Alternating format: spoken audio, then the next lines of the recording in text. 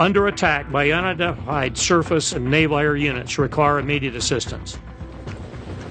The American Sixth Fleet was 500 miles away and picked up the signal. So did the Israeli armed forces. The attack stopped shortly afterwards. The American aircraft carriers were in the middle of a nuclear weapons drill and had to rearm with conventional bombs before they could take off. Once the Israelis knew the US jets were in the air, they summoned the American naval attaché and told him there had been a terrible mistake.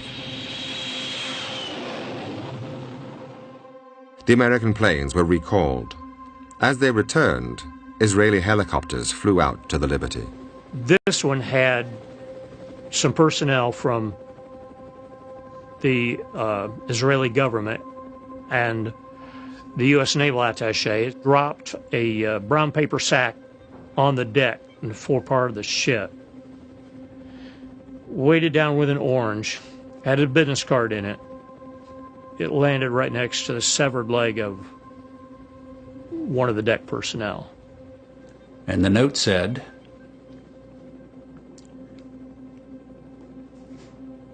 "Do you have casualties?"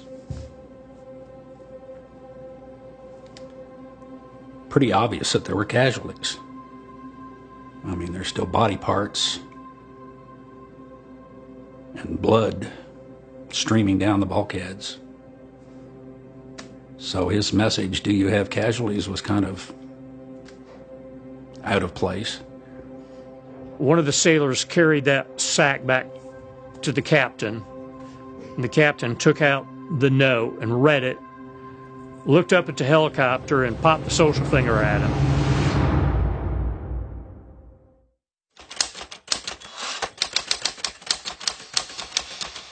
June the 8th, 1967, the height of the Six-Day War. The USS Liberty, an American spy ship, had just been attacked by Israeli jets and torpedo boats while in international waters off Egypt. Badly damaged, 2/3 of its crew were dead or wounded.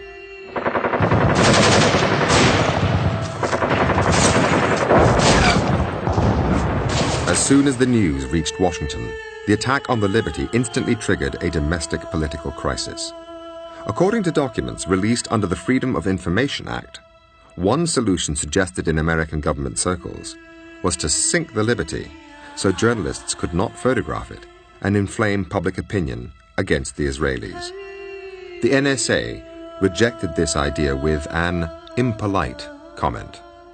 Handling the media became the top priority.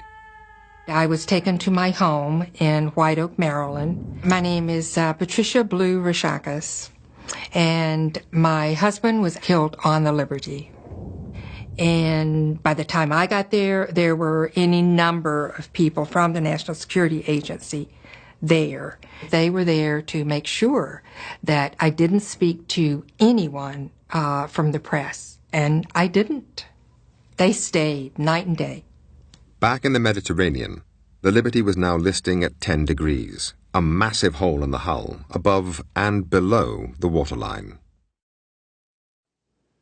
The planes that they said they were sending to us never arrived. What I was afraid of, and I think most of us, was that we were going to sink. Well, the mess decks was pretty much littered with the wounded.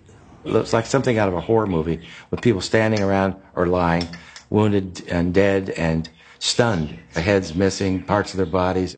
The Liberty had only one doctor on board, with very limited medical resources. There was not a table that wasn't being used with a body on it or a wounded body on it. The doctor fixed compound fractures and treated bullet and shrapnel wounds, while blood transfusions were given arm to arm. It was real bad. And the doctor said to him, "Do you want me to operate?" He said, "You're probably going to die if I do it, and you'll certainly die if I don't." And he said, "Go ahead, doctor." And so when the doctor operated, we held him as tight as we could. It was horrible pain, I'm sure, for him. And all of a sudden, he went limp, and he died right there.